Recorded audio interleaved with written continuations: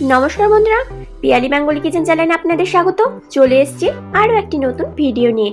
আজ নিয়ে চলে এলাম একটা দারুণ স্বাদের রেসিপি, যা কিনা আপনারা আগেও খেয়েছেন, কিন্তু এরকম ভাবে নয়। প্রথমেই যে ফুলের ছবিটা দেখালাম, ওটা কি আপনারা কেউ চিনতে পেরেছেন? হ্যাঁ, এটা হচ্ছে সজনে ফুল।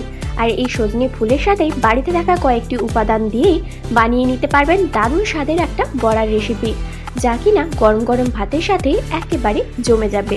আর এই রেসিপি পেতে হলে আর কি পুরো ভিডিওটা দেখতে হবে স্কিপ না করে, আর তার সাথে সাবস্ক্রাইবটা করে পাশে থাকবেন।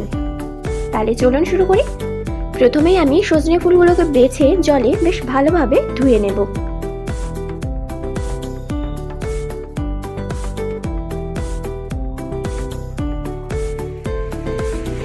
ভালোভাবে ধোয়া হয়ে গেলে জলটা ছেঁকে নিয়ে ঠিক এইভাবে তুলে নিতে হবে। তারপর এটার মধ্যে দিয়ে দিচ্ছি লবণ, দিয়ে ভালোভাবে মাখিয়ে এটার ভেতর থেকে জল ভাবটা বের করে দিতে হবে। দিলে দেখবেন এর তেতো ভাবটা অনেকটাই কমে গেছে।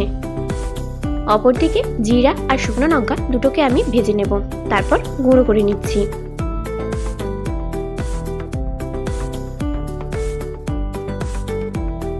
প্রথমে আমি কেটে নিচ্ছি পেঁয়াজ।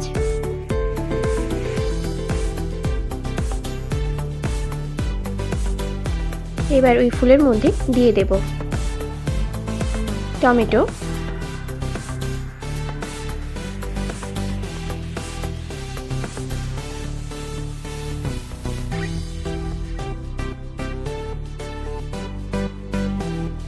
কাঁচা লঙ্কা কুচি, ধনেপাতা কুচি, আদা আর রসুনকে আমি গ্রেট করে নিয়েছি। ওই ধরুন আদা 1 কোয়া আর রসুন 3টে থেকে 4টে।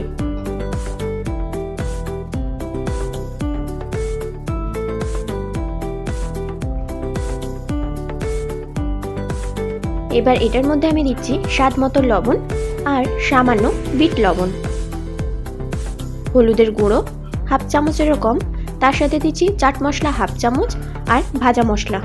এবার দিয়ে দিচ্ছি চালের গুঁড়ো 2 চামচ আর দিচ্ছি বেসন 3 চামচ। সব উপকরণ মিশিয়ে সামান্য একটু জল দিয়ে ভালোভাবে মেখে নিতে হবে।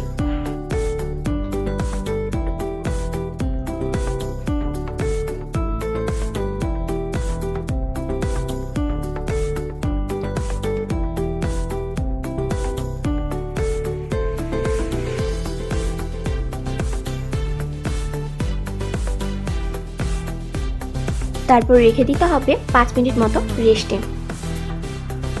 অপরদিকে কড়াইতে সামান্য তেল দিয়ে এক এক করে ছেড়ে দেব বড়া শেপে। আর এটা ভাজবেন একেবারে লো ফ্লেমে, যাতে একেবারে ভেতর থেকে সুন্দরভাবে ভাজা হয়ে যেতে পারে।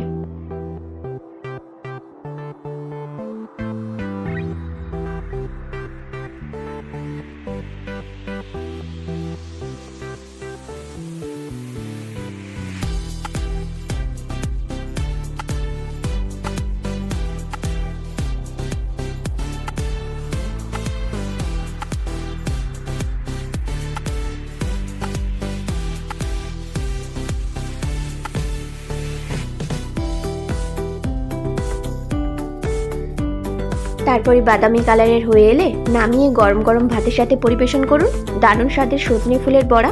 আর এই রেসিপি যদি ভালো লেগে থাকে অবশ্যই আমার চ্যানেলটিকে সাবস্ক্রাইব করে পাশে থাকবেন, আর পাশে থাকা বেল বাটনটি ক্লিক করবেন, যাতে আমার পরবর্তী ভিডিওগুলো আপনাদের কাছে সবার প্রথমে পৌঁছে যেতে পারে। ভালো থাকবেন, সুস্থ থাকবেন, লাইক, কমেন্ট, শেয়ার।